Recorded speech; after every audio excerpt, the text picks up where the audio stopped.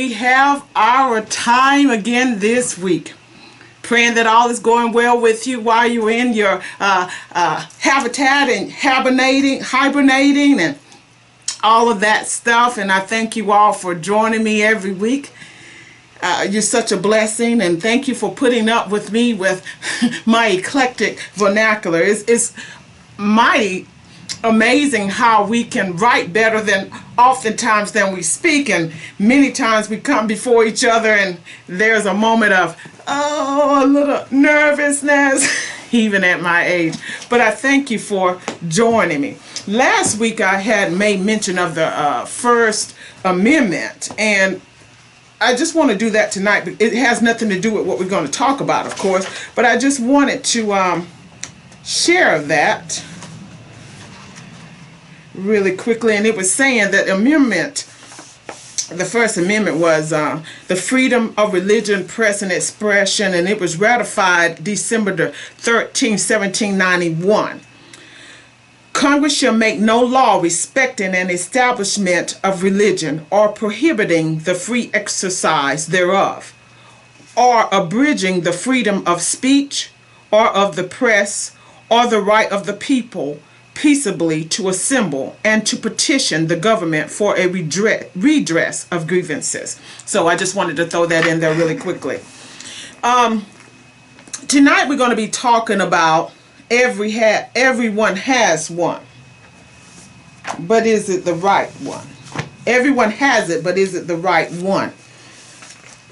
As you know, we talk about everyday subjects, but from, of course, a Christian perspective. Yes, it may come, we talk from a very real platform and oftentimes very raw, but we will still bring the word to you. We still will bring it in a manner that we will love you, and as we say, it is based upon our Christian beliefs, of course. Does that exclude the fact that we invite everyone to listen? No, it does not. Tonight, let's just go quickly into where I'm going here. I'm just going to start reading it really fast, and if you come in, you will hear it. But anyway, Saul's rash oath. The battle extended beyond Bethaven. Let me see if I got it right there. Let me see. Yes. The battle extended beyond Bethaven, and the men of Israel were worn out that day, for Saul had placed the troops under an oath. The man who eats food before evening, before I have taken vengeance on my enemies, is cursed. So none of the troops tasted any food. Everyone went into the forest, and there was honey on the ground. When the troops entered the forest, they saw the flow of honey, but none of them ate any of it, because they feared the oath. However, Jonathan had not heard his father make the troops swear the oath. He reached out with the end of the staff he was carrying and dipped it into the honeycomb. When he ate the honey, he had renewed strength. Then one of the troops said, "Your father made the troops solemnly swear, the man who eats food today is cursed, and the troops are exhausted." Jonathan replied, "My father has brought trouble on the land. Just look at how I have renewed energy, because I tasted a little of this honey. How much better if the troops had eaten freely today from the plunder they took from their enemies. Then the slaughter of the Philistines would have been much greater." Then it goes on that, let me just go to that part too. Saul in 44th, that was the 1 Samuel 14, the 23rd through the 30th. Now, the 44th, Saul declared to him, "May God punish me and do so severely if you do not die, Jonathan." Okay, we're going to go to that in a moment, why that is so extreme.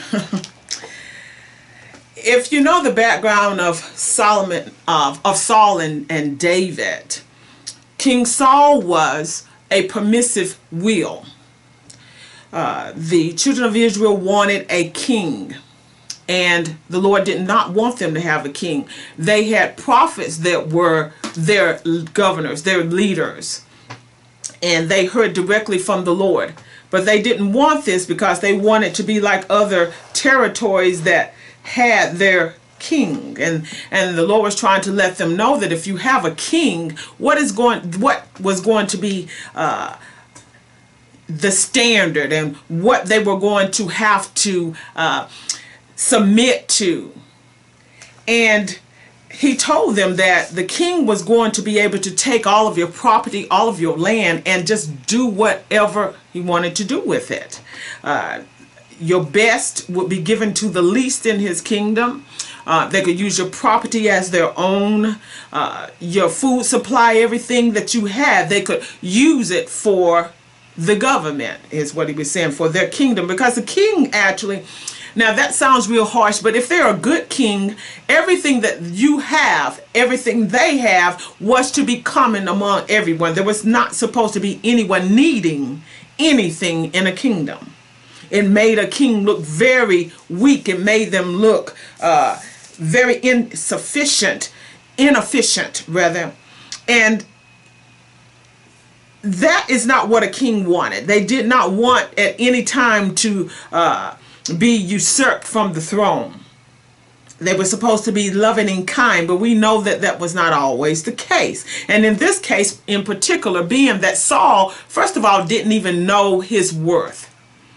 From the time that he was chosen, Samuel was very impressed. Prophet Samuel was very impressed because Saul stood head and shoulders above every one of the men. And he was very handsome. He was very rugged.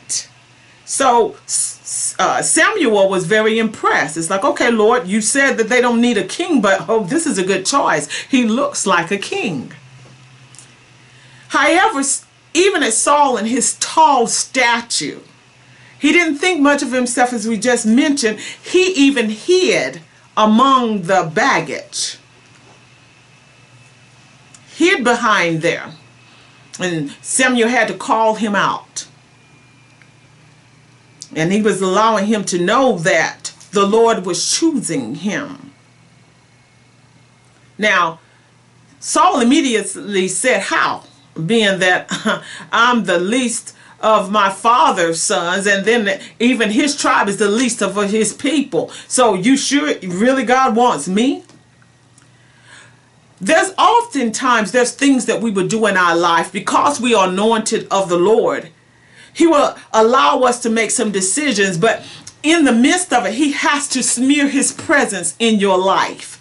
Your anointing, his presence in your life, keeps you in a position where he can work with you. Because permissive will does not mean divine will.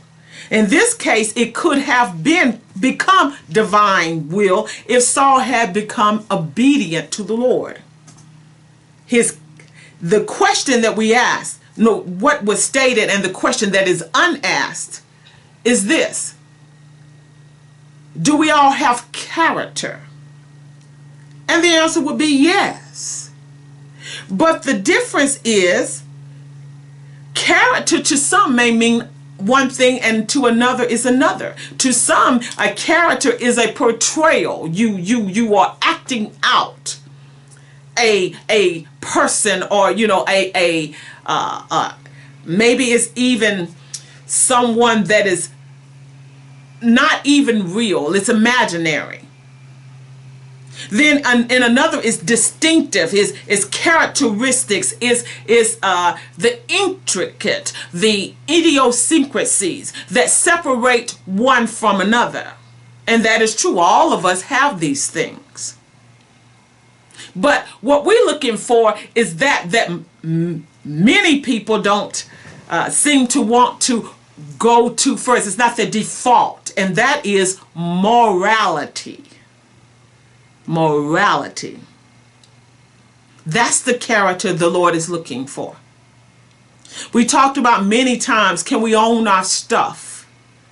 If you get angry, you get upset, you know that all the time. I own my stuff. I have to. The Lord, it gives me no other recourse than to do it. Such as yesterday, going to do some shopping, and I had some difficulties because my card needed to be renewed, and my debit card, and I was waiting for it to come into the mail. So I had to go to the old Reliable, to the check system.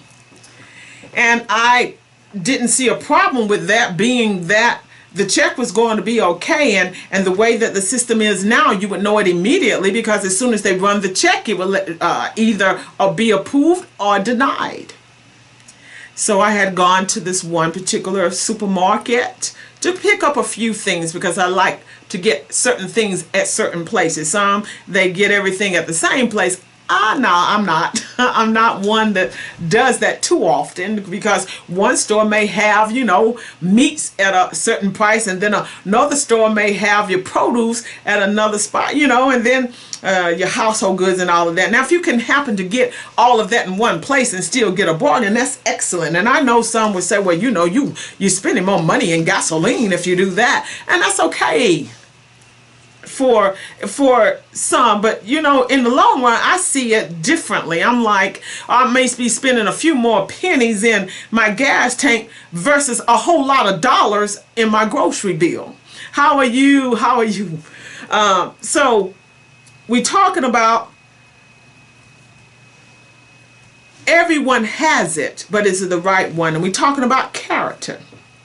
So as I was at the store, I had gone to the first register, and there was a gentleman there. He's at the register, and it happened to be his first day of training on the register. Now, mind you, he's been in this particular store, they said 20 plus years. He could run everything in that store. Oh my goodness, they actually promoting him to manager now after 20 plus years, because he decided it's going to be okay, I'll do it now. And he had never ran the register, and I happened to be one of the few first customers for him. And he was asking about, the different functions on there. And I've happened to do that a lot. So I pull myself back. You don't want to intimidate anyone. You don't want to seem like you're so arrogant as if they don't know what they're doing. But if they happen to be at a standstill, and there's no one else to help them, and it's a simple matter that you are weighing the outcome. If it's not going to be offensive to them, if they are someone that is receptive to the help, you help them. So I was telling him, push that button, do this and that, and he was impressed, and the manager was right there. She said, do you need a job? Oh my goodness. But anyway, so they ran the check through, and it would not go through. Now, mind you, like I said, checks will let you know if anything is in the bank or not. My debit card, I was waiting for it to come in the mail, because, as they expire, they have to send you another one. They null and void the one you have. It's perfectly good, but they don't want you to use it, of course. So the check did not go through, and I had to go to another register. Now, that was a very great character on the behalf of the manager, because their third-party system, Telechecks, was saying that I never used that check before. So they would I have to call the bank and see what was on my end, and it wasn't. They said it has nothing to do with them, it has to do with that store. And I told them this, and one of the managers saw the code on the receipt, which told them exactly what that meant, that I had never written a check there. And I had no checks in the system at all. So they didn't know whether or not that was really my checks, is where it was boiling down to. Did I commit fraud? But she was doing the correct thing. She was matching my identification, my signature on that identification, to my signature on the check. And they took me to another register. I'm right there by, yes, absolutely, clearance, right by the manager's station. And they could see the entire process. What they did was overrode what that system says. Now, we know that it takes a man or a woman to put the data in a computer. That came from someone's knowledge. That computer is only going to do what was programmed in it, and it will not deviate. Now, it takes human beings to know the difference. Yes, I need the system in place, but this has proven that this is legit. So override that. And they did. So I'm saying, okay, I might have to go through this again, because I was going to another supermarket. And I'm not going to call that one's name because I don't want the whole company to get a bad name. And I've worked for that company, so if any one of you ever know me, you already know which one it is. And I like so much about that company, but I also know individuals can give a company a bad impression to people. They give them a bad taste in their mouths, so to speak. So anyway, I have got my things together, and it's time to get the groceries together for the month. We got to get some things together here. So I'm saying, okay, this check, and I already know in this particular store you don't even have to do anything but sign it. It'll have all your information there. I forgot though, that is if you had already written one. It's in the system. So I write it. Had to wait, call Telechecks. They telling me I did not have a check in the system. Okay, duh, I know this. What are you going to do? You can override this. I know this can be done. Make a phone call, flip a button, do what you have to do. And at this point, you know, they were so sweet. And the young lady, she could not, she had forgotten in the process to get my food and just kind of, you know, put it on the side. And so I go to the service desk, and she closed it all the way out. So we had to do this all over again, and they were fast with it, and here we are again. The check does not go through. Same code on it. If you had a 7-digit code, that means that person has some bad checks or all of these things. But if it's a single digit, 1, 2, 3, things like that, and one would be like a new account or something like that, and the third one, it just didn't have any checks in the system, and it's telling you this. So I said, what am I going to do? I need the food, so what am I going to do? The cashiers are understanding. I'm actually watching the managers at the door.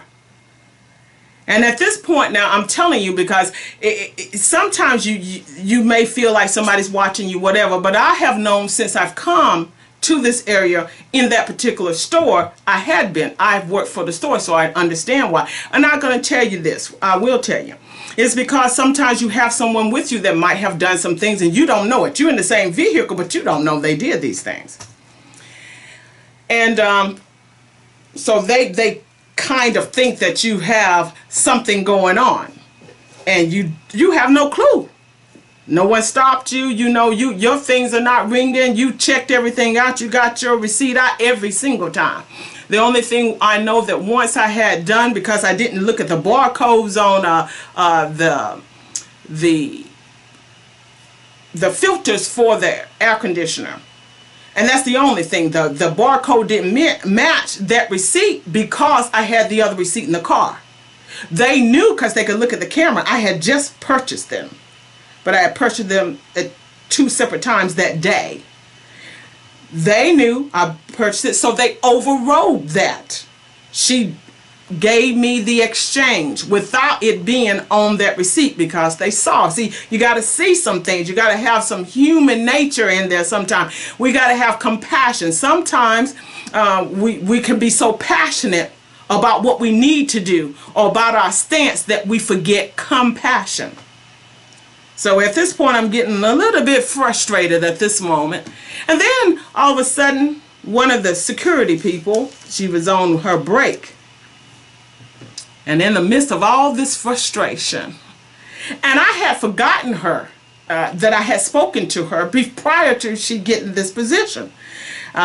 When I came here, I was in a situation that in many ways, I allowed myself to be there because some things are thrown on you anyway. You didn't know it was coming, but then how you respond to it, how you accept it, you allow yourself to become party to some things. So I did, and I'm thankful because I met some wonderful people in the process, even though it didn't have to be that way. But anyway, I was talking to this lady at this time, and sitting on the bench, and she was telling me about how her husband had been abusive and how he had been cheating, and she didn't want him to bring her anything and all these things, and I was just praying for her. And my 2 grandchildren and I were just sitting on the bench, and she was talking about, all of a sudden she mentioned that she saw someone that I was with, and she said, "Oh, you know them?" And finally she said, "Oh my goodness, that's awesome." And she said, "You know what? I got the position that you told me about." And I said, "Wow, awesome." And she said, "It's an amazing thing. You and I were the stars of the show. One of the because I had to check the cameras. They went back some time. They just randomly did some things, you know, certain years and all of these things. And I also know that they'll watch certain ones if certain activity had happened, like I said, around you that you don't know. So I'm not going to go into too much things because I don't want to explore the situation on someone. But anyway, and so she matched the person and the individual, and she said, "Oh, you know them. Oh, that was the day, you know, the day we were sitting there, that person was in the vehicle and they had this another person with them and they were watching you and your grands." And all of a sudden, because it took me back to some places that I didn't want to go, and especially right then. Like, I don't need to hear all of this garbage, and they wasn't being ugly. They didn't even know what they were saying. They're just telling you facts. And I said, "Oh my goodness, right now it has to be this."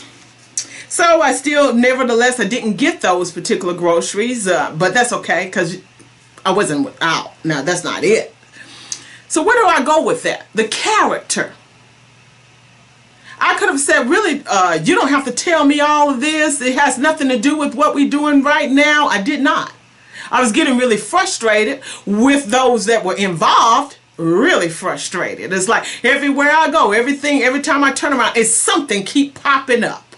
It's going to be something keep popping up. Why? Why do we even have to go here in the first place? It didn't have to be like that. I tell you, so I was trying to calm myself down. And no one even saw it, though. That I do not do. I was in management before. Sometimes you have people saying things to you would not even believe.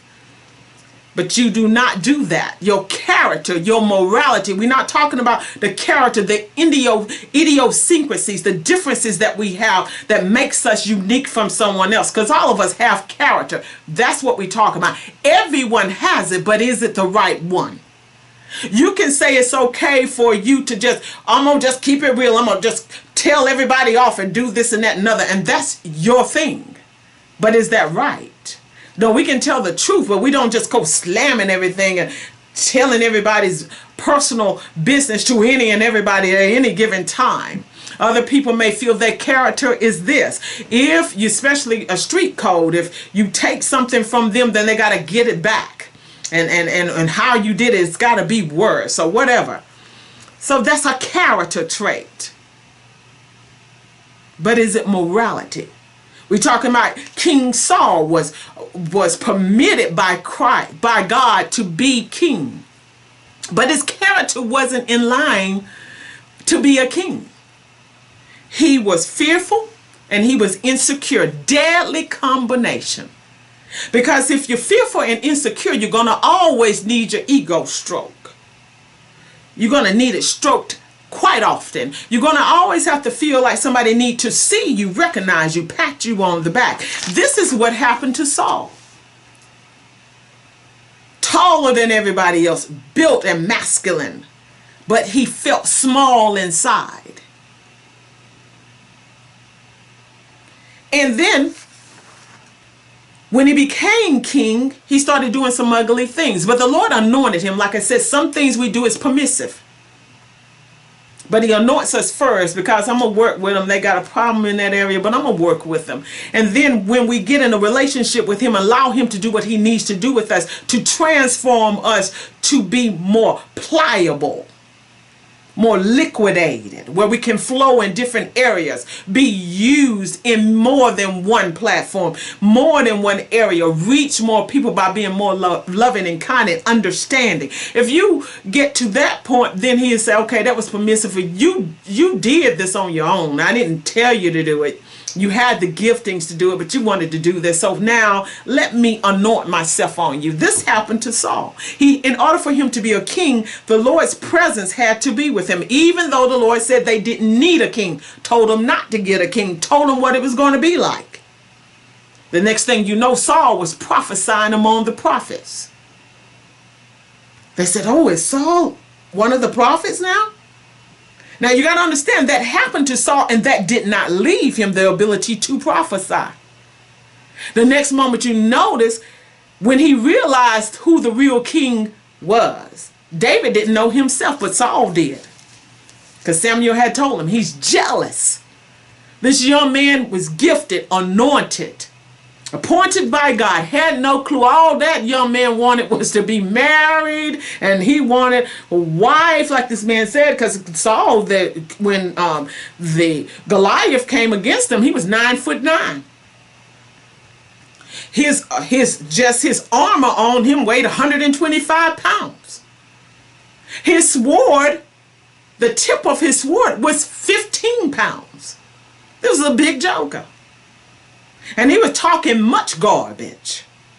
He was speaking for days on end, tearing them down bit by bit just by his words. He had not put his hands on any of the Israelites at all. They stood there hearing him talking all of this stuff.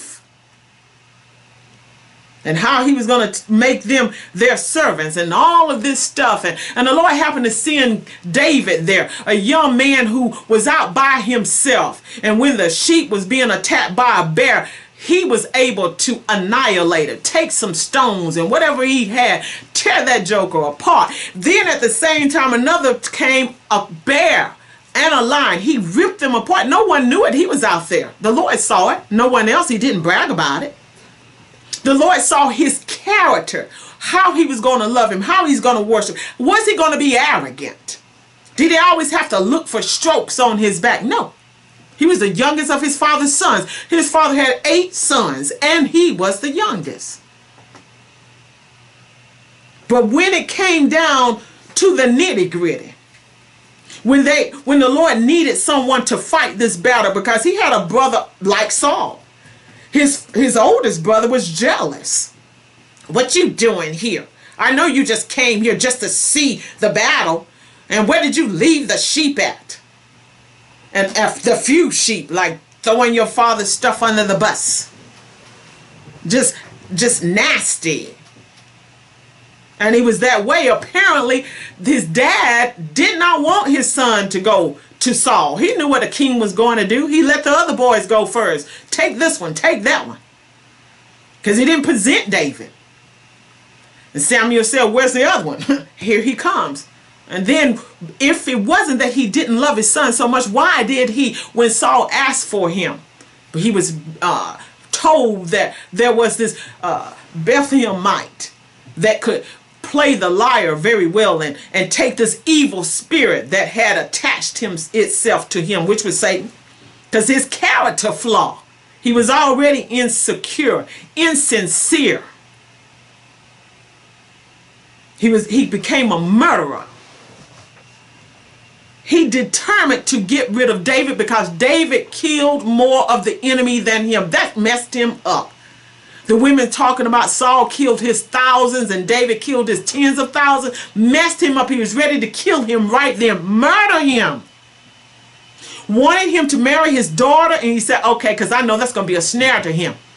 He's going to get married, and he's going to worry about his wife and taking care of her. Now, a real man and a good man will. They're going to worry about their wife. They're going to make sure she got it like that. So he figured that's what was going to happen. What did David say? His character, who he is, his morality just wouldn't let him just want to sink in and rub elbows with the elite. He said, who am I to be the king's son-in-law? In other words, I don't have anything to offer you. You're the king. You got it all. He knew that in order to marry a woman, you had to come with something. You were supposed to be a provider. And he's like, I can't do this. So Saul couldn't get his trap together. All of a sudden, though, someone let him know, his own cousin let him know, and who was his assistant, said, you know, he likes Michal. Michal is in love with David. David didn't know it, but they could see it. Everywhere David was going, apparently she was just, oh, swooning. There he is. You know how we do women. Yes, he's so fine. I love the sound of his voice. You can't help it if you're in love. You're just in love. Everybody else might not see what you see, but you do. You love the sound of his voice. You love the way he smells, even when he sweats. You just love him. And she was there. He said, I got him now. And so he determined to get his own daughter to marry a man that you can murder him for your jealousy. You knew God called this one. You were permissive, but God called this one. You could have made it right. Got your relationship right. But now all he wanted to do is destroy him. The more that the Lord used David with giftings that he gave David, that David didn't even ask for, they're there. And the character, the leadership, God placed inside of him. And the heart that David had for the Lord. See, Saul didn't have that. He used God when it was convenient. And he proved it every time. At one point, Samuel had told him he needed to wait because they were going to have a ceremony, an offering, a feast for it to offer up to the Lord for their battle so that everything would go well. Samuel had to tarry for a little while. So this arrogant, insincere, insecure individual took it upon himself to do it, because you understand now, he feel like he's a man of God. He had prophesied. He's thinking somewhere in there he's on the same level as the prophet Samuel, who was born that way from birth. God called him. He just allowed Saul to prophesy to help his sorry self. He just didn't know it. And here he is taking upon himself to do this. And Lord said, that right there, you see that? See, I was permitting him anyway to do it, but that right there cost him. You no longer the king, told Samuel. I'm done. He's not the king, even though he was still in a position. You understand? Sometimes we can still be in a position and the anointing is gone. He stayed as king for quite some time with this crazy, arrogant, insecure, insincere self, not even loyal to his own children or wives. He sat there, tried to kill David. David playing the instrument for him, take a spear and literally tried to pin him to the wall. That was his purpose. Why? Because God chose him and he knew it and he was afraid. The more that David did, the more fearful he became. And instead of asking the Lord to bless me, strengthen me, take this fear out of me, use me for your glory, because he's already the king, he wants to annihilate him. He got so crazy until he was winning a battle. And the Lord still allowed him to do these things. Until he made an oath he shouldn't have even made. It just stuck on chronically dumb. He tells the men that if anybody eats before I annihilate the enemy, my enemies, they're going to be cursed. Now these men are in war, fighting a battle, active battle, and you tell them they can't eat anything. And the Lord allowed them to still win, but it could have been even greater.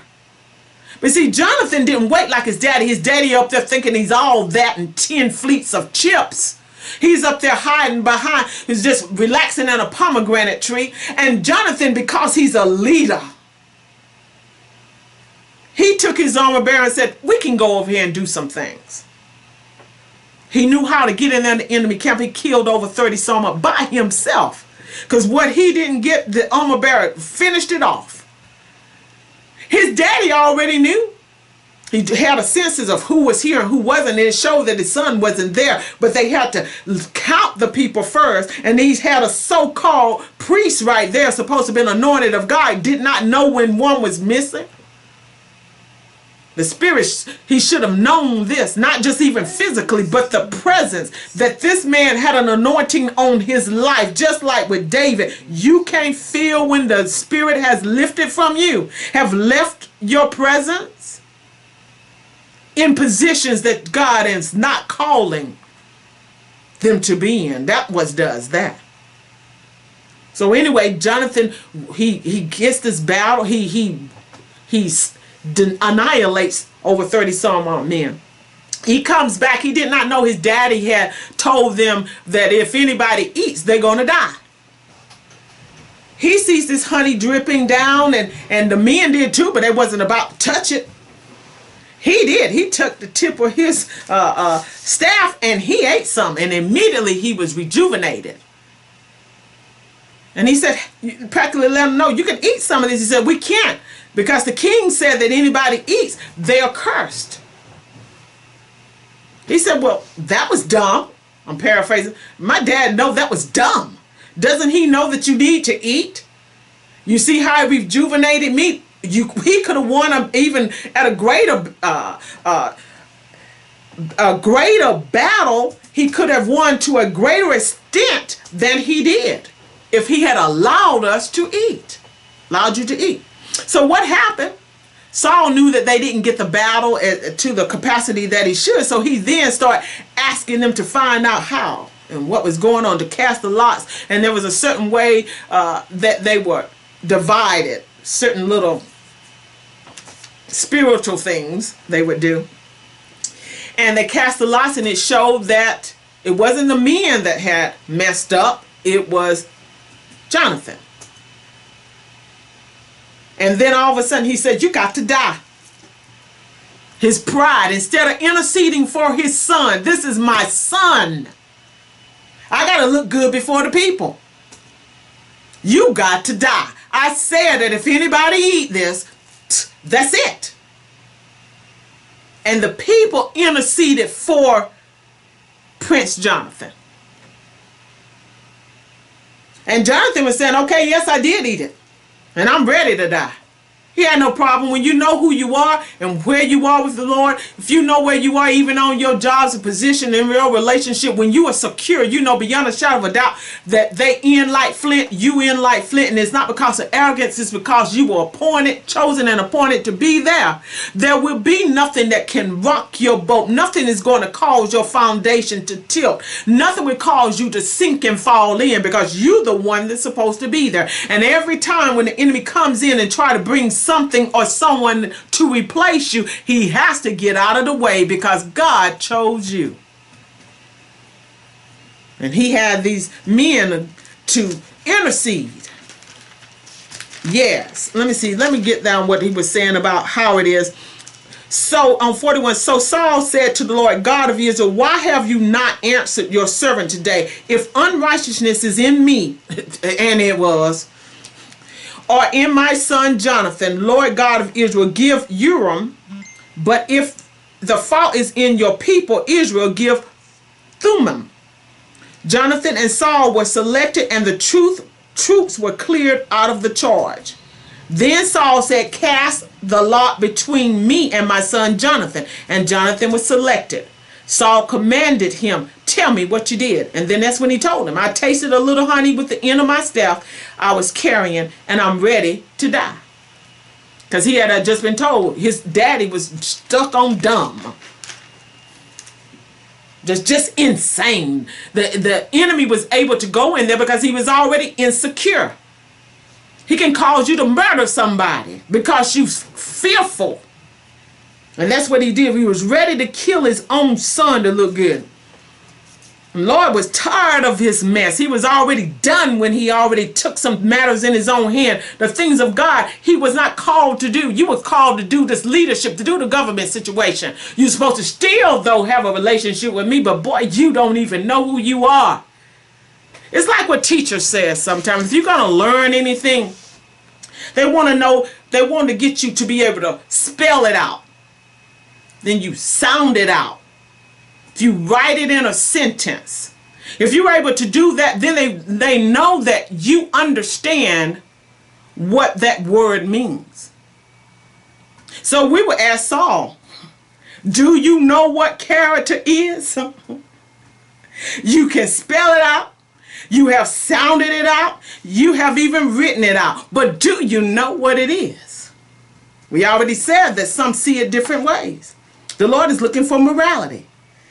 Here he is, he goes on, and when the Lord decides to tell him again, I'm done with you as king. 15th chapter, it says, Samuel told Saul, the Lord sent me to anoint you as king over his people Israel. Now listen to the words of the Lord. This is what the Lord of the army says. I witnessed what the Amalekites did to the Israelites when they opposed them along the way as they were coming out of Egypt. Now go and attack the Amalekites and completely destroy everything they have. Do not spare them. Kill men and women, infants and nursing babies, oxen and sheep, camels and donkeys. I know somebody cringing right now. Why?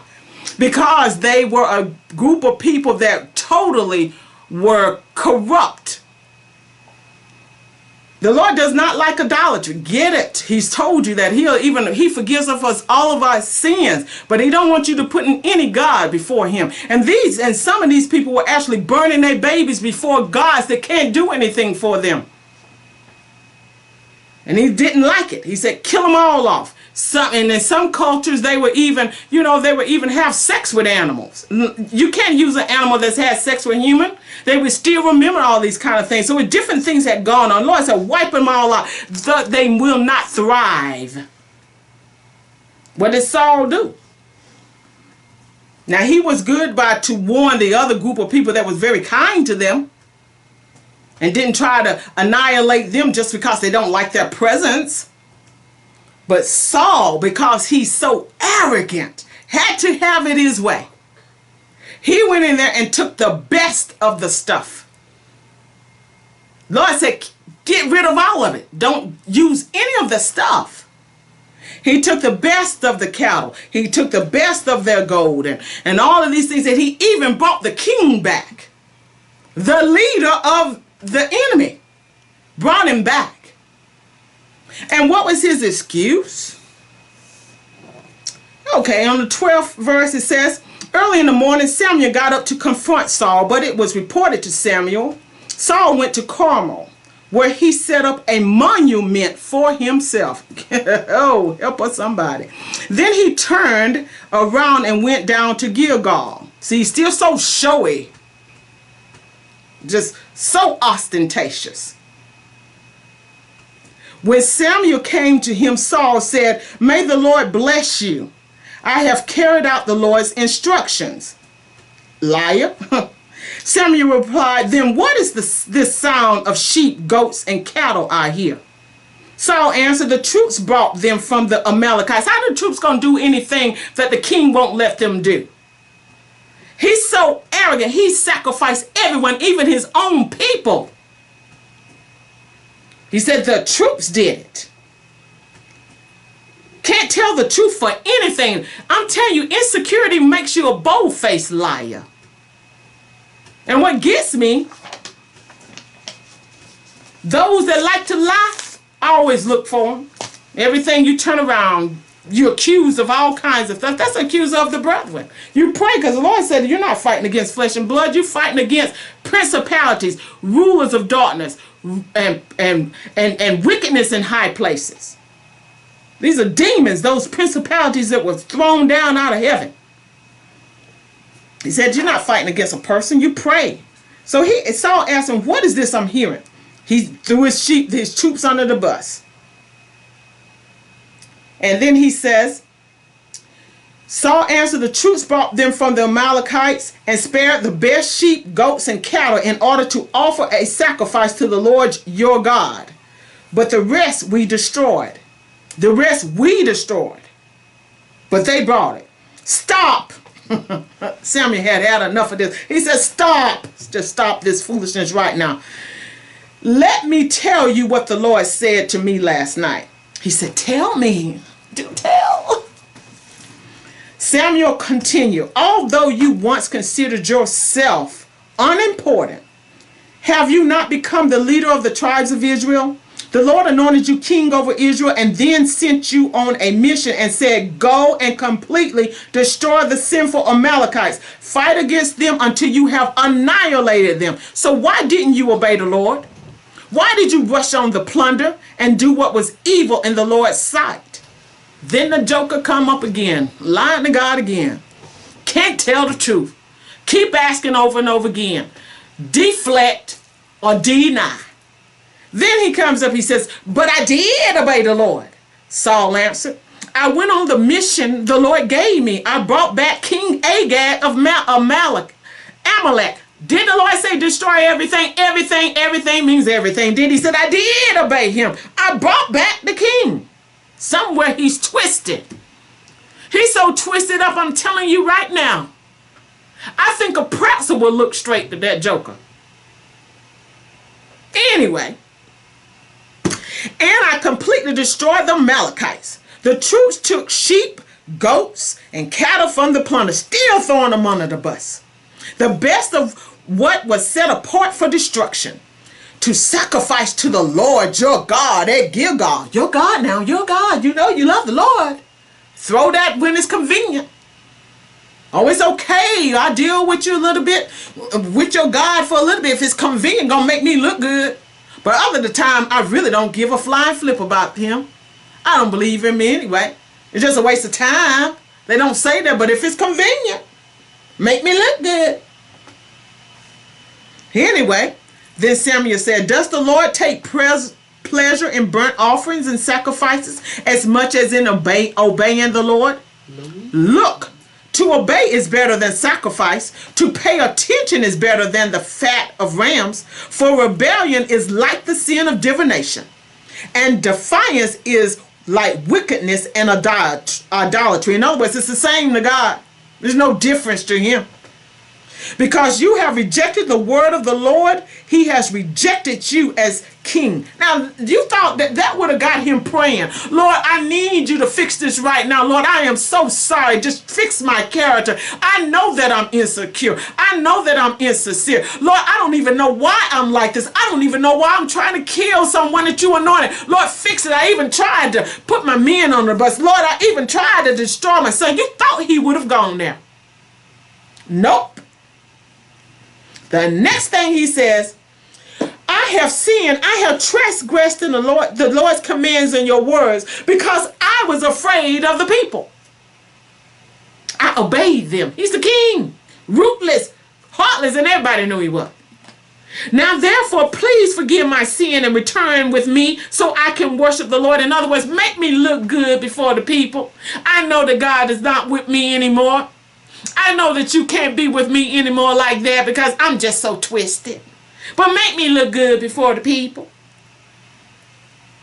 Samuel replied to Saul, I will not return with you because you rejected the word of the Lord. The Lord has rejected you from being king over Israel. When Samuel turned to go, Saul grabbed the corner of his robe and it tore. Samuel said to him, the Lord has torn the kingship of Israel away from you today and has given it to your neighbor who is better than you. Furthermore, the eternal one of Israel does not lie nor change his mind, for he is not man who changes his mind. And he still came up with, I sin, please honor me now before the elders of my people and before Israel. Come back with me now so I can bow and worship to the Lord your God. Samuel did it, but it was the last time he had to see the joker. How many times in our life we have seen this over and over again? Someone to tell you, I'm sorry. I didn't mean it. If they do that, if they got enough character to do that, enough of morale, morality to do that. I'm sorry, I didn't mean, I'm not going to do it again. And they do it over and over again. Now, this is what you have to do, because the Lord has already told you. If the Lord prepares us in all things. We even talk about this virus. You hear it so much all the time. It's just getting on my last nerves. I know we praying, and that's what we want to do. But I want to hear more about the Lord more than I hear about that. We've been told how to stay in. We've been told to stay so many feet away. We've been told to the old school stuff. Don't cough in your hands and touch everything. You know to wash your hands 20 seconds. And all of these things. We know to do these things, and we're hearing it. I don't want to hear how many people have died. I want to hear how many people have been resurrected from this sickness. They're now rejuvenated, restored. You don't hear much about that. You hear the same old over and over again.